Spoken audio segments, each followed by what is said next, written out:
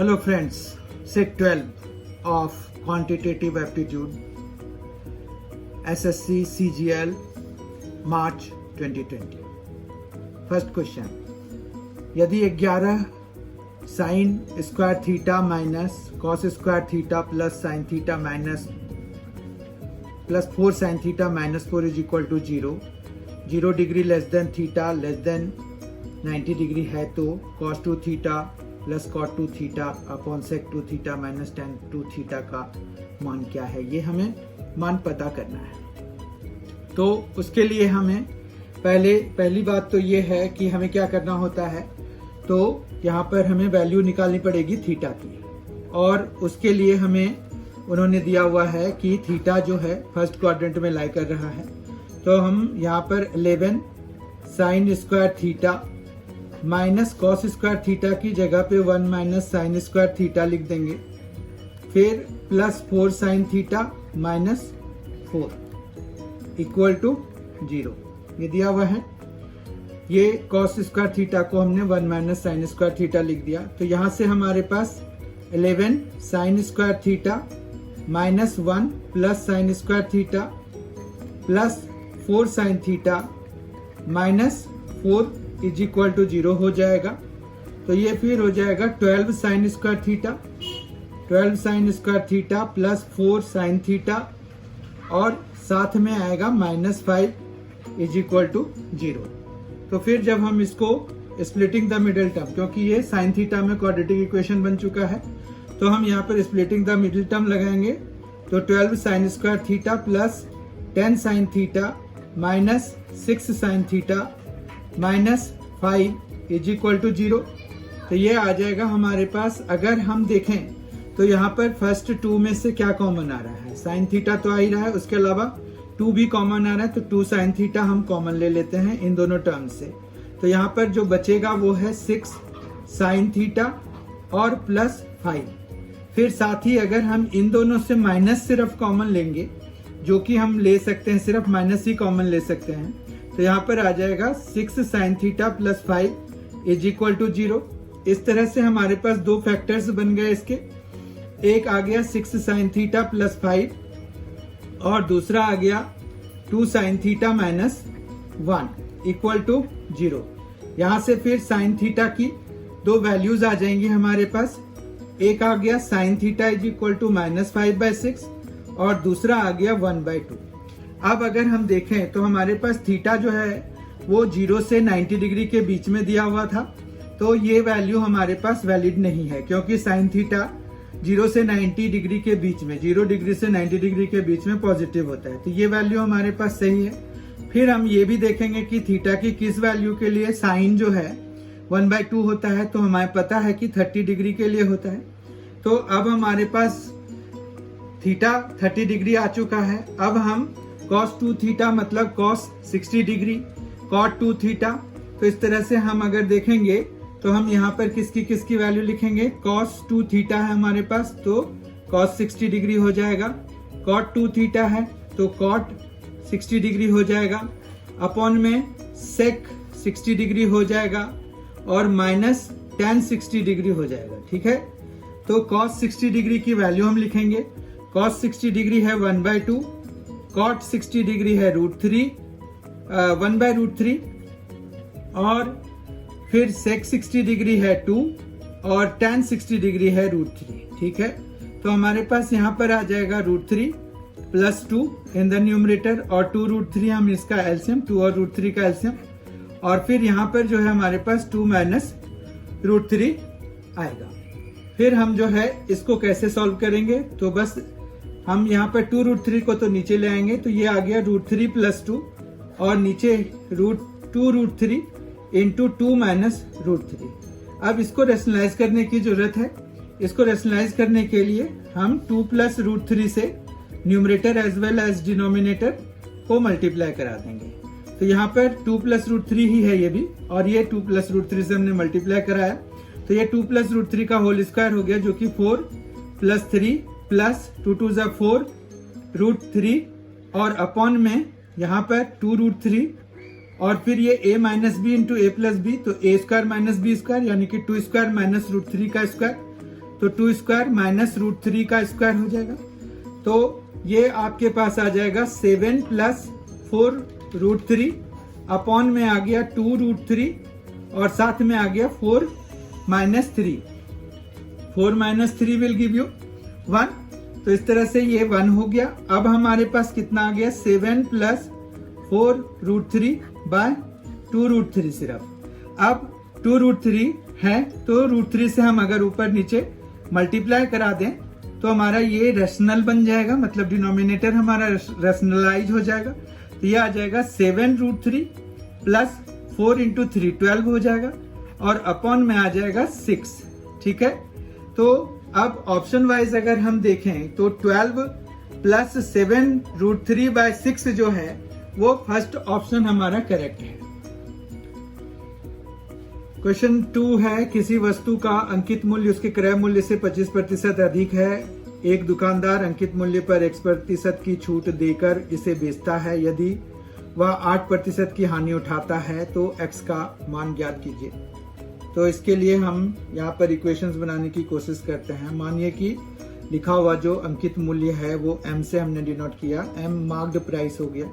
तो मार्क्ड मतलब वो हो गया कि वहां पर, और कॉस्ट प्राइस हमने C माना। तो मतलब हमारे पास ये M is equal to 1.25 C लिख सकते हैं हम, क्योंकि मार्क्ड प्राइस जो है 25% C मतलब कॉस्ट प्राइस से अधिक है। फिर अंकित मूल्य पर X% की छूट देकर इसे बेचता है। तो 1 माइनस एक्स बाय 100 और साथ में इंटू हो जाएगा M। ठीक है, तो ये इक्वल टू हो जाएगा 0.92 C।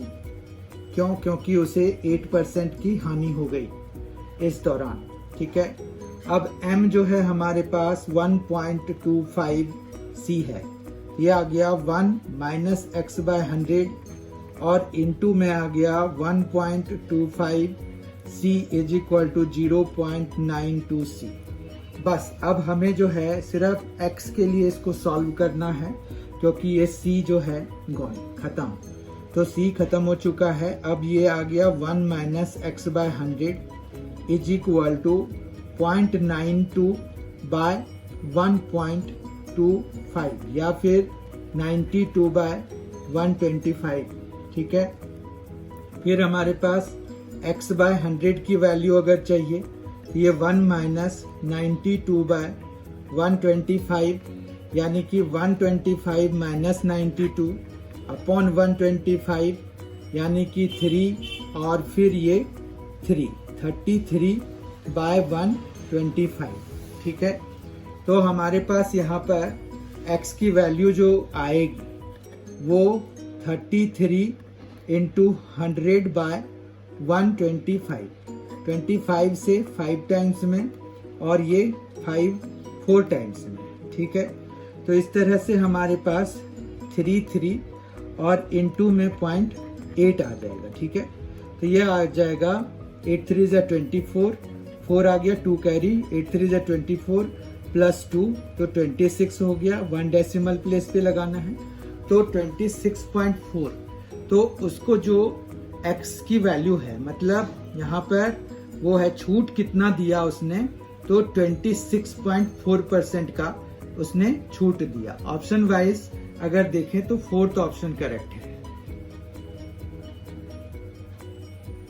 क्वेश्चन 3, A और B ने मिलकर 7% वार्षिक चक्रवृद्धि ब्याज पर 51,750 रुपए की राशि इस तरह से उधार ली कि ऋण का निपटान करने के लिए A ने 3 वर्ष के बाद उतनी राशि चुकाई जितनी B ने उधार की तारीख से 4 वर्ष बाद चुकाई। ठीक है, A द्वारा उधार ली गई राशि रुपए में की गणना कीजिए।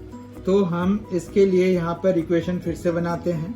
मान लेते हैं कि A ने जो उधार लिया था वो स्मॉल a लिया था और B ने जो उधार लिया था वो स्मॉल b लिया था।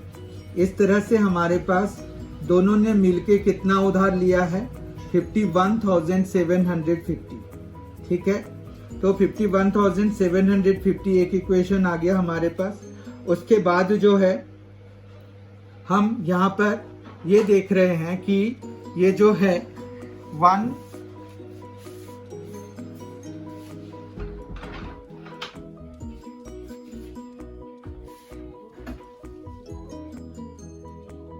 a plus B is equal to 51,750 है। उसके बाद जो है हमारे पास यहाँ पर क्या है कि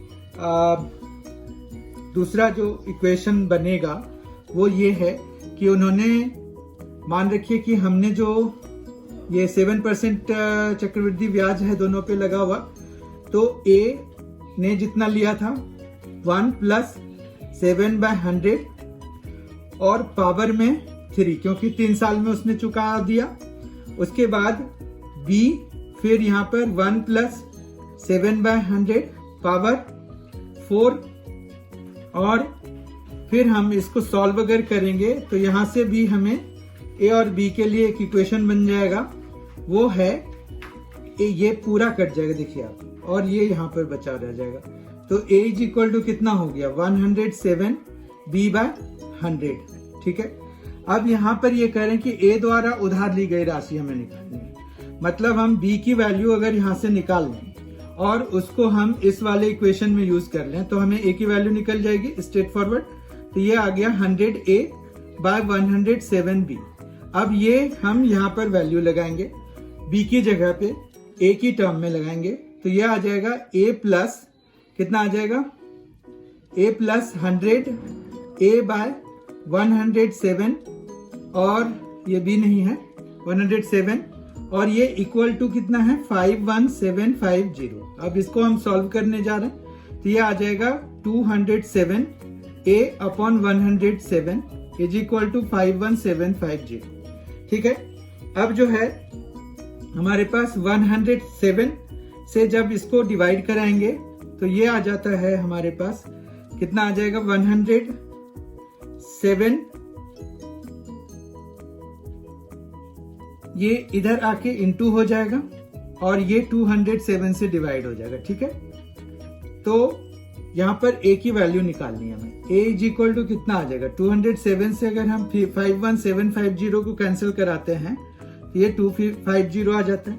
250 इंटू 107 जब कराते हैं हमें तो ये आ जाता है 26750। ऑप्शन वाइज अगर हम देखें तो फोर्थ ऑप्शन हमारा करेक्ट है।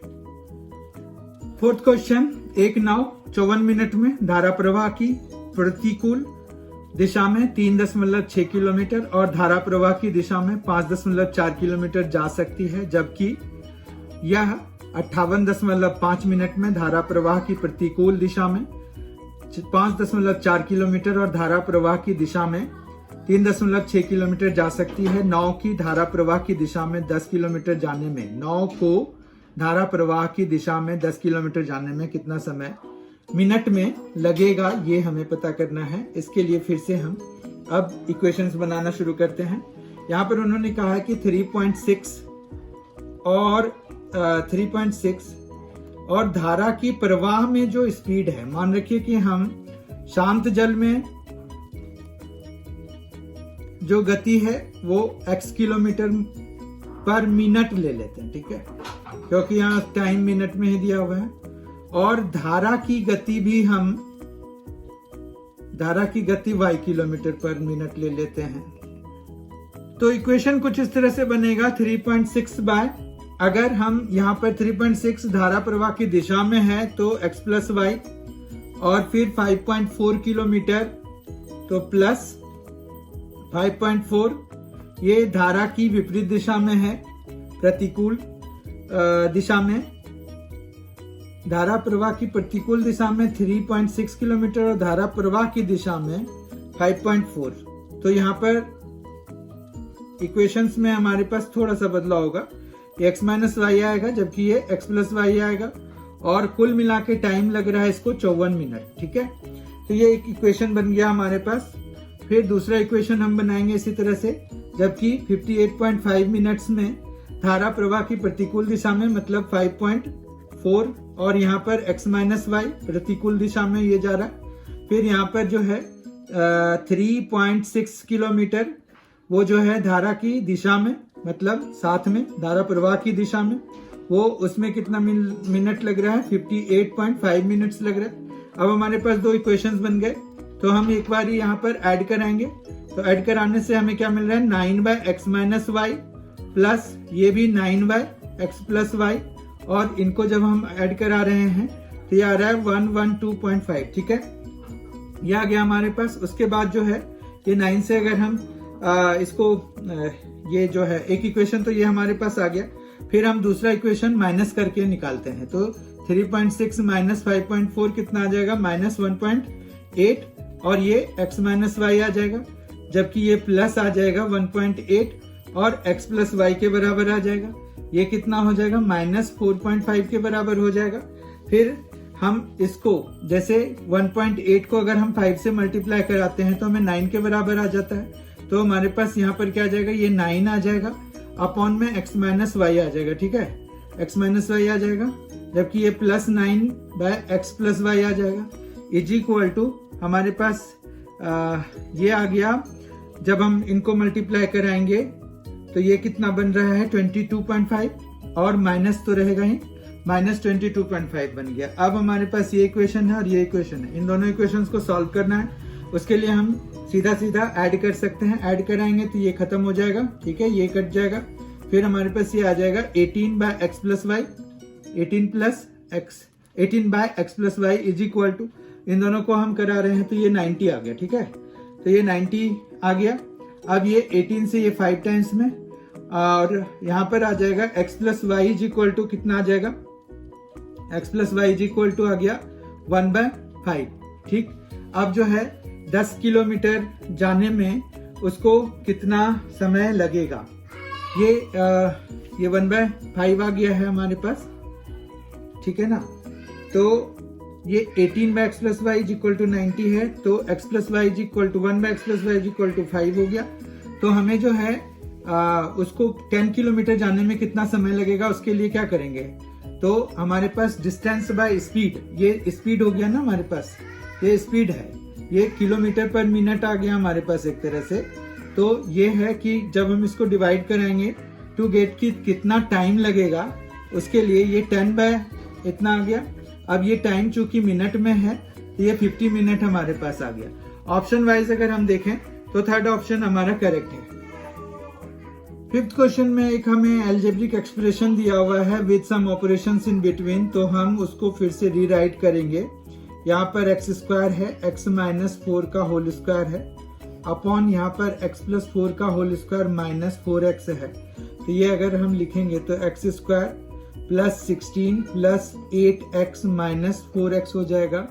फिर डिवाइडेड बाय है तो इंटू करा देते हैं इसको, और x प्लस 4 होल स्क्वायर को ऊपर, और इधर x स्क्वायर माइनस 4x है, जिसमें से x अगर हम बाहर निकालेंगे, चूंकि पावर क्यूब है तो हमारे पास क्यूब यहाँ पर कॉमन वो बाहर भी आ जाएगा, तो x क्यूब हो जाएगा, और ये x माइनस 4 का होल क्यूब भी आ जाएगा।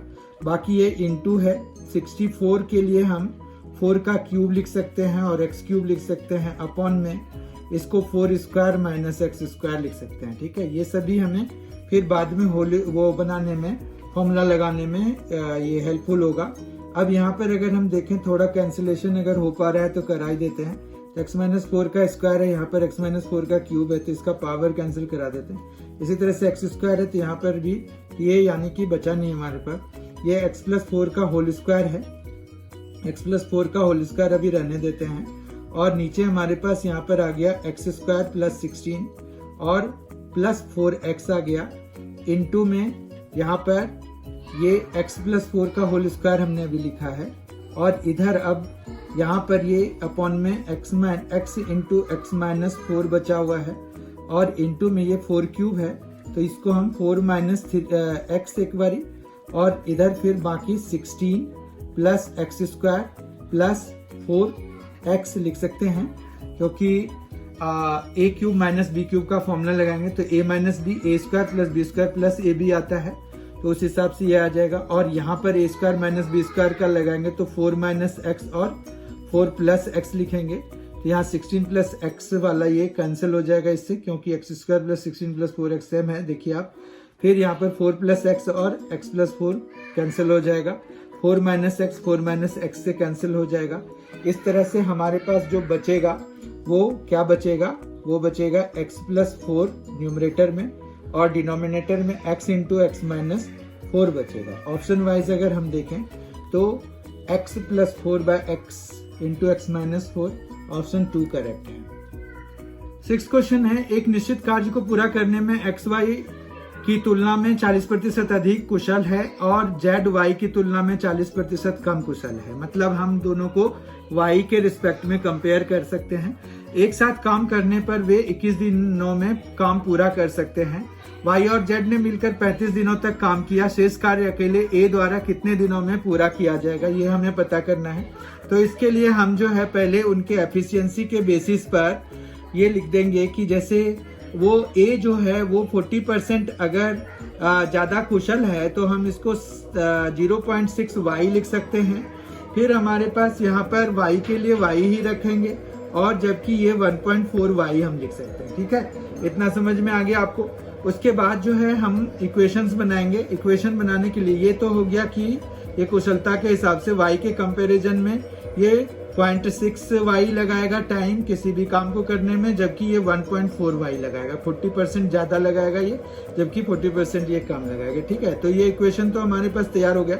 उसके बाद हम अगर देखें तो ये 1/0.6 वाई हो जाएगा इसका काम, फिर 1/y हो जाएगा इसका काम और फिर 1.4 वाई हो जाएगा इसका काम। और ये सभी मिलके कितने दिन में, 21 दिन में। तो ये पार्ट वाइज है कि एक दिन में कितना काम कर रहे हैं ये, तो एक एक दिन में जो तीनों मिलके 1/21 पार्ट ऑफ द वर्क कर पाएंगे। ठीक है, तो उसके बाद जब हम एलसीएम लेते हैं यहाँ पर, तो हमारे पास यहाँ पर जो एलसीएम है वो है 0.84 वाई है। ठीक है, तो इस केस में क्या आ जाएगा, 1.4 वाई आ जाएगा। यहाँ पर 0.84 वाई ही रहेगा, जबकि यहाँ 0.6 वाई आ जाएगा। और इस तरह से ये आ गया 1/21। ठीक है, उसके बाद ये 21 से ये 0.04 में हम कैंसिल करा सकते हैं। और फिर y के लिए हमारे पास यहाँ पर आ जाएगा y इक्वल टू, ये y हम उधर ले गए, बाकी ये y यहाँ पर आना नहीं था। y क्यों आएगा, क्योंकि वो तो एलसीएम का पार्ट है, तो ये तो चलिए कैंसिल हो गया। ये y हमारे पास यहाँ पर आ गया। उसके बाद ये सम कराएंगे हम, तो सम कराने के बाद जो हमें मिल रहा है वो कितना मिल रहा है, ये 0.6 और 1.4 तो 2 हो गया, 2.84 हो गया। ठीक है, तो 2.84 बाय 0.04 हो गया, तो ये 2.84 बाय 0.04 हो गया, जो कि कैंसिल हो जाएगा क्योंकि ये 284 बाय 4 हो गया सीधा, 4 7 और ये 1, तो 71 हो गया। ठीक है, तो मतलब 71 डेज में y अकेले उस काम को पूरा कर पाएगा। ठीक है, अब ये है कि 35 डेज तक कौन, y और z मिलकर काम पूरा कर रहे हैं। अब y जो है 1/71 पार्ट करेगा, जबकि z जो है 1.4 into 71 का पार्ट करेगा। ठीक है, तो हम ये देखना चाह रहे हैं कि कितना पार्ट काम का पूरा हो जाएगा 35 डेज में उन दोनों के द्वारा। तो यहाँ पर ये 1 + 1/1.4 आ जाएगा, जो कि आ गया 35/71 इंटू 2.4/1.4। ठीक है, 2.4/1.4 आ गया। अब इनको जब हम कैंसिल कराएंगे तो हमें काम का पता चल जाएगा। ये देखिए, ये पॉइंट तो हट जाएगा, 7 2 7 5। ठीक है, फिर 2 से ये 12 टाइम्स में कट जाएगा, तो ये ऊपर 60 आ गया और नीचे 71 आ गया। तो यानी कि 60/71 part of the work has been done already by y and z in 35 days.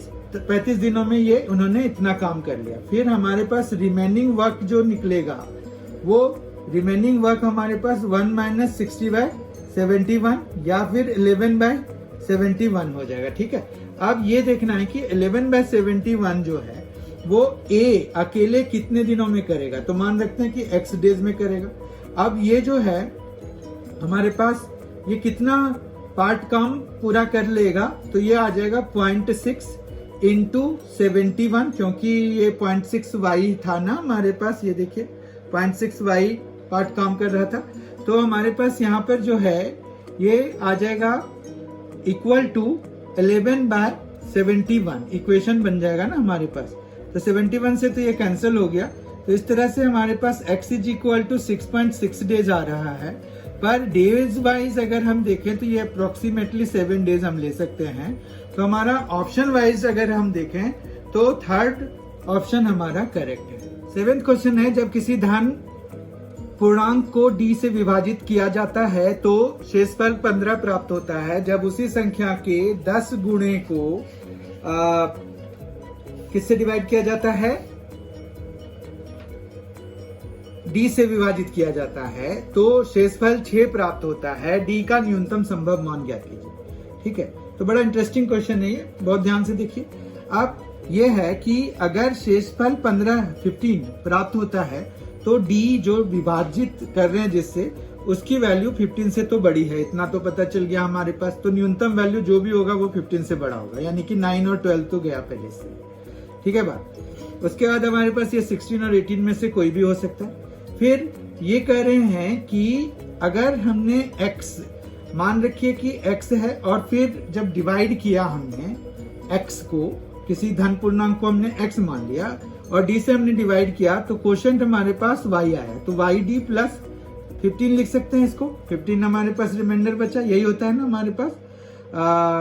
जो डिविडेंड है वो divisor into quotient plus remainder के बराबर होता है। तो इस तरह से हमारे पास एक इक्वेशन बन गया।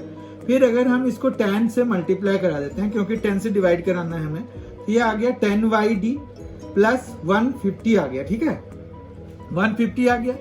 अब जो है ये कह रहे कि शेषफल जो है 6 प्राप्त होता है। तो यानी कि ये जो पूरा नंबर है जो भी है वो अगर शेषफल 6 है तो इसमें अगर हम 6 माइनस कराएं तो कंप्लीटली डिवाइड हो जाएगा किससे? d से। ठीक है बात। तो यानी कि ये 144 प्लस हो गया। तो ये d से, तो यहाँ ये पार्ट तो डिविजिबल था ही, हमारे पास 144 भी d से डिविजिबल हो जाएगा, यानी कि d एक ऐसा नंबर है जो 144 को डिवाइड कर रहा है। दूसरी बात ये हो गई कि वो 15 से बड़ा है।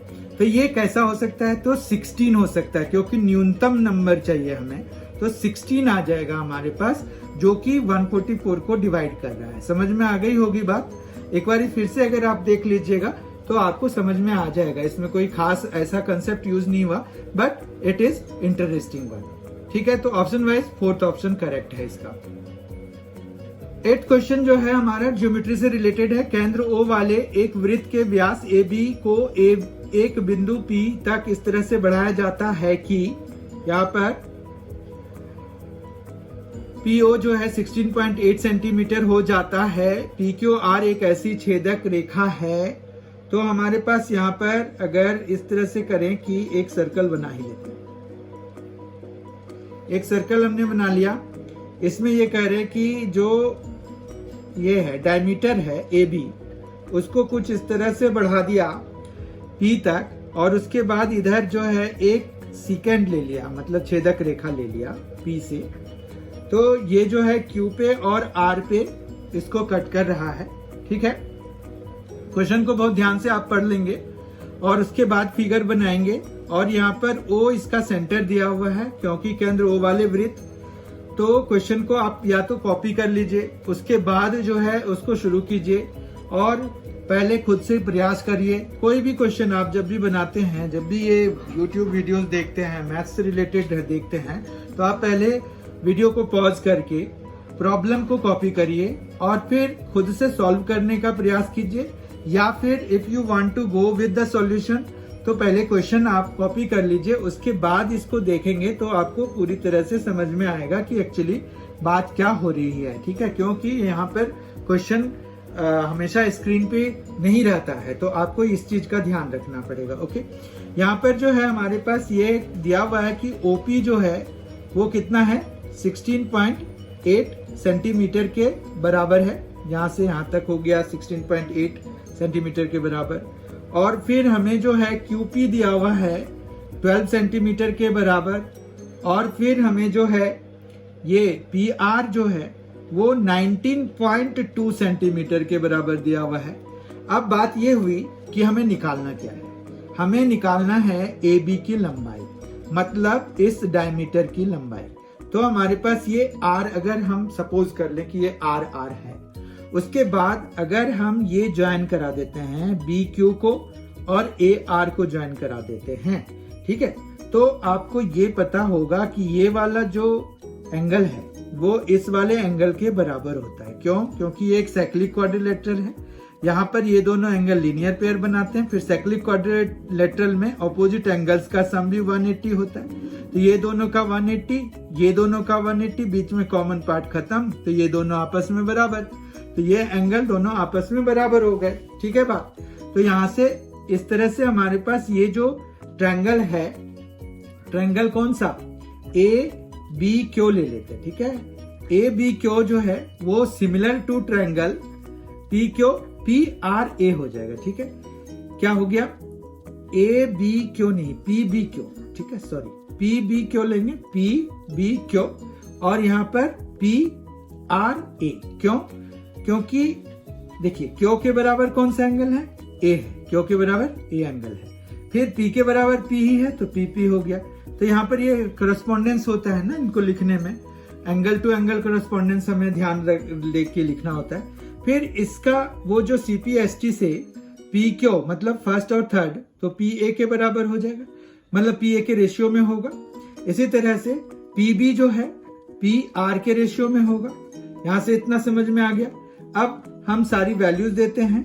तो पी क्यू हमारे पास 12 दिया हुआ है, पी ए जो है वो कितनी वैल्यू दी हुई है, तो 16.8, जो वो यहाँ पी ओ तक है, और ओ ए आर है। तो हमारे पास इसकी वैल्यू क्या लिखनी चाहिए, 16.8 प्लस आर। और पीबी की वैल्यू, अब पी ओ हमें दिया हुआ है 16.8, उसमें से आर हमें माइनस कराना पड़ेगा, तो ये आ जाएगा 16.8 माइनस आर के बराबर।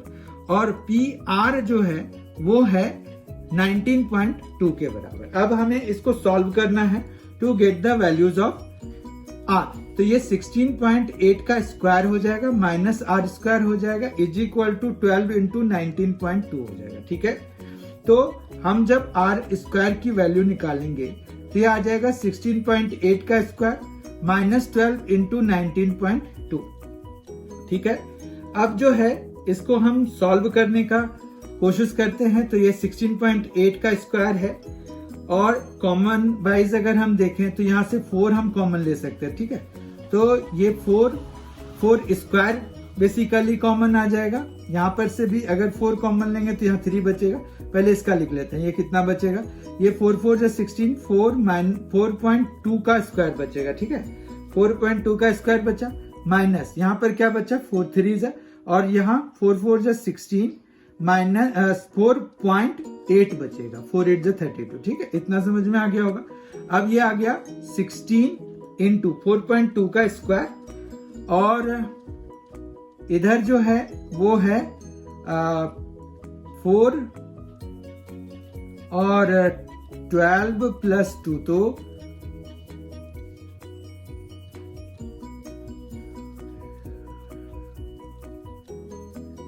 144, तो 14.4 आ गया। ठीक है, अब अगर हम देखें तो ये 16 और ये आ गया आपका 2 2 जा 4, 8 8 16, फिर 1 हो गया, तो 16 प्लस 1 17 हो गया। तो ये आ गया 17.64 माइनस 14.40। ठीक, तो ये आ जाएगा आपका 16 इंटू 3 ये हो गया आपका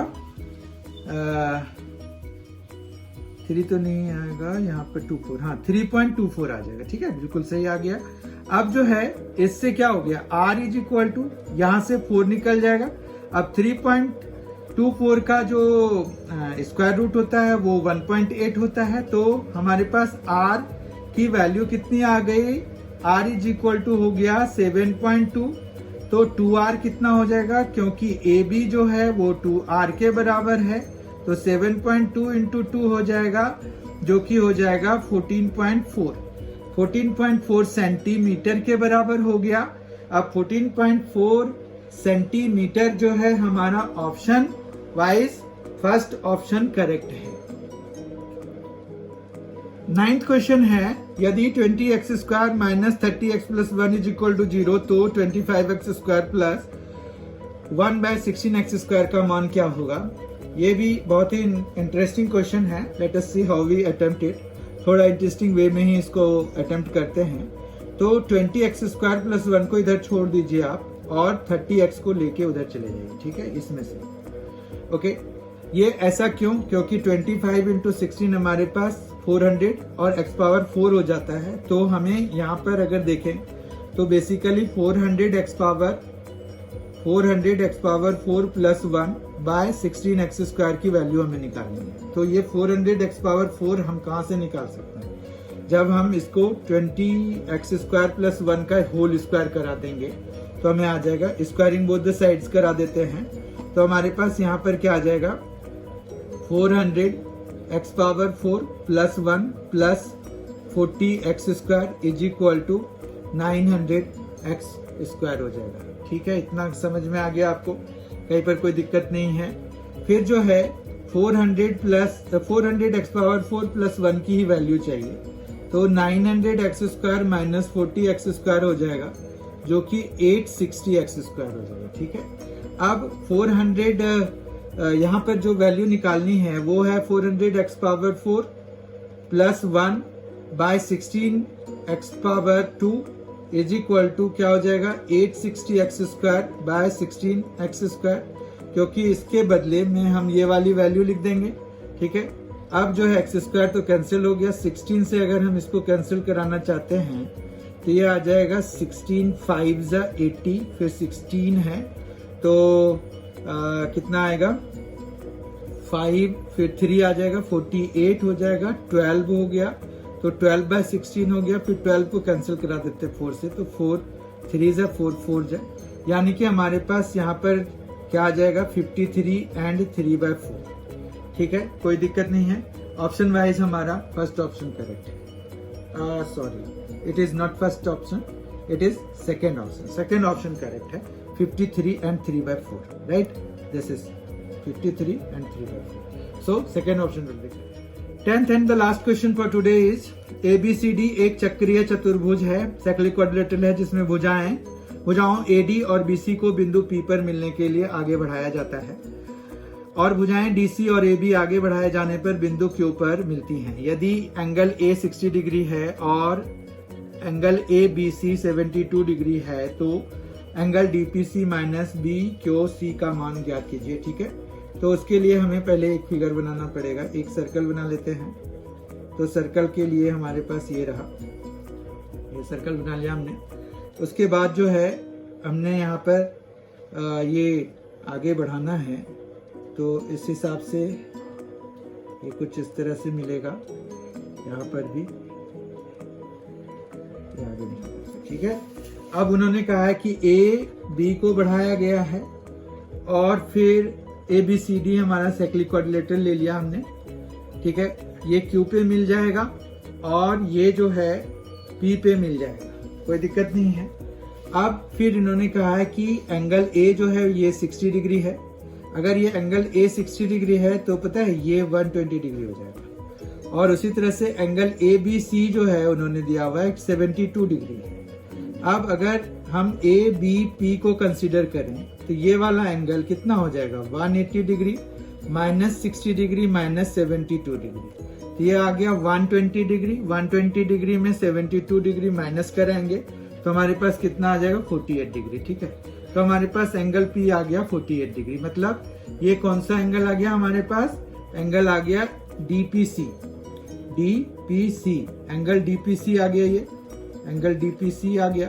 उसके बाद जो है दूसरा एंगल हमें चाहिए, वो चाहिए BQC, क्योंकि हमें दोनों का डिफरेंस चाहिए। देखिए आप, BQC, DPC तो आ गया, अब BQC चाहिए। BQC ये है, देखिए BQC, देख पा रहे हैं आप।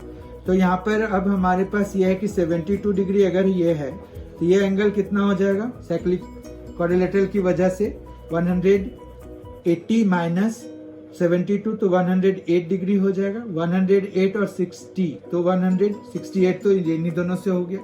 तो हमारे पास टोटल सम इन तीनों एंगल्स का कितना होना चाहिए, 180 होना चाहिए। 168 आ चुका है तो ये 12 डिग्री हो गया, समझ में आई बात। तो ये क्यू एंगल 12 डिग्री हो गया।